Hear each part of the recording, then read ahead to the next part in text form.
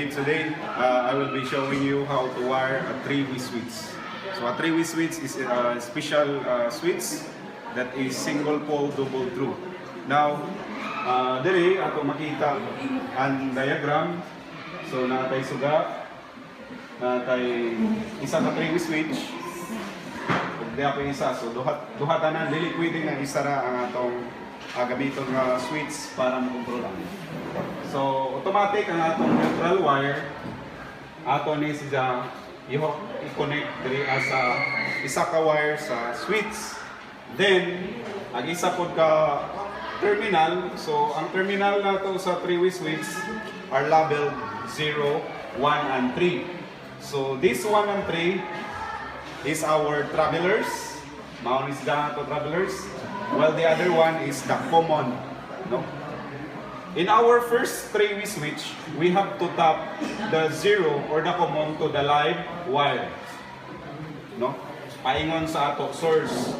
Then, of course, ang atong terminal number 1 or the traveler, ato na siya i-connect diri pod sa number 1. Ang number 3 na terminal, i-connect sab nato sa number 3. Then, the other one, the 0, i-tap nato ato i-connect diri sa isa ka wire sa suga. So, at on position, iuna ko, isubay diri ang electrons sa traveler, paingon diri sa 1, making the circuit complete. Pag malaw ta na complete, musiga ang atong suga. Pag diri na sa mo throw sa ubos, paingon diri. This is the off position.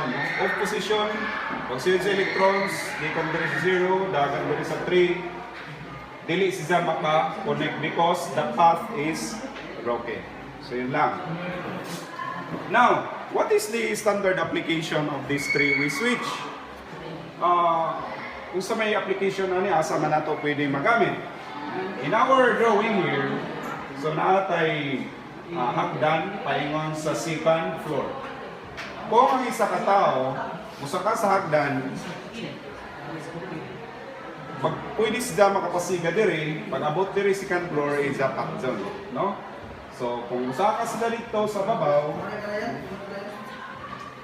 dili na kinahanglan magbalik-balik siya para patzo ng suga.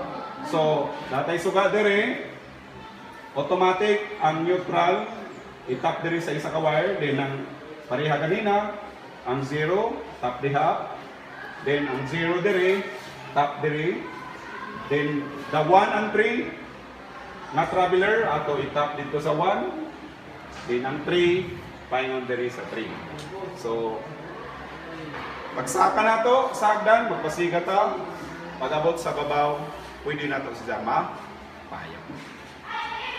So kung ato malantaw, ang ato three-way switch, ang isang upat ka terminal are labeled 0, kinipod 1 and 3. Mao po diri sa pikas 0, 1 and 3. So 1 and 3, balik ko na to, mao ang atong traveler. So, ato ano ni i-assemble, butang na to sa atong PVC plate.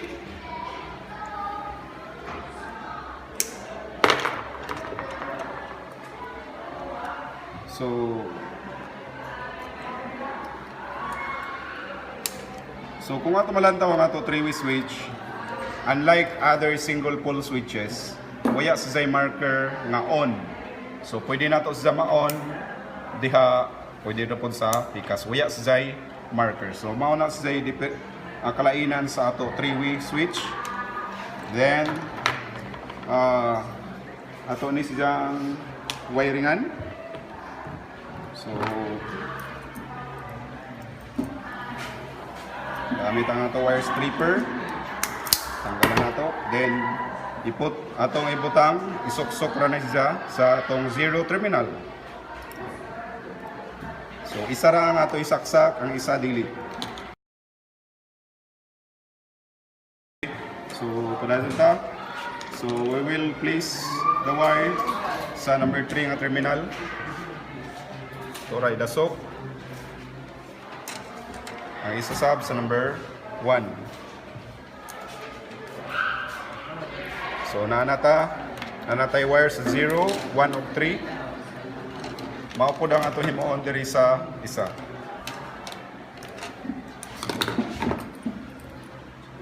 We will strip the insulator. Butang nato sa 0, 0.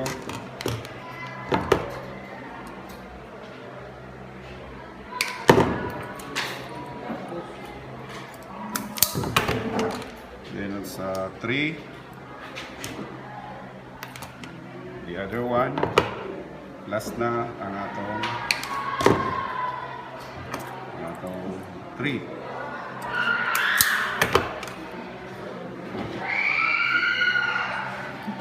Okay, so nanatay simbol na nato ang nato duha ka 3-way switch. So pag ato na ni isok-sok ang wire, di na ta makakita kung 0, 1 o 3 ba, diha na nato gamitan og atong multimeter. So we have here our multimeter.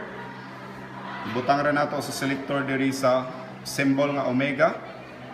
Then kung naay continuity, magtingog na siya. So as you can hear, there is a beep.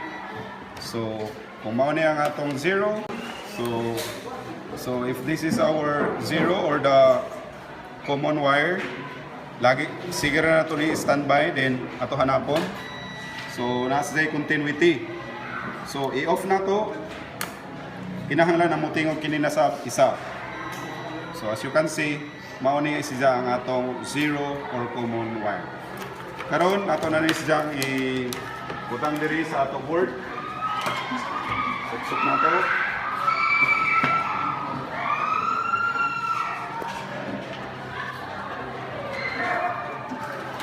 So humana nato na-tap ang atong mga wire.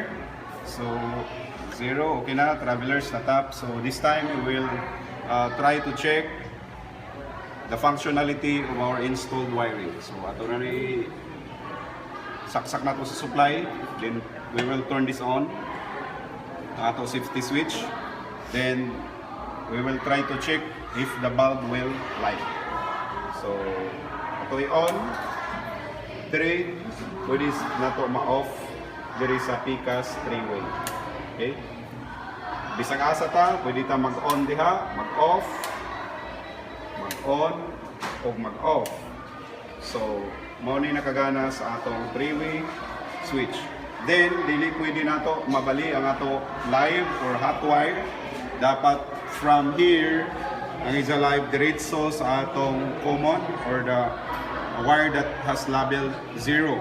So gamit ang atong spark detecting screwdriver, ato ni sila i-test, i-point ra nato diri. Kung musiga ni, ibig sabihin mao ni siya ang atong live wire. So as you can see, mao ni. Okay na? Okay, so I hope that you have learned something from this video. Please click like and subscribe to my YouTube channel. Thank you very much.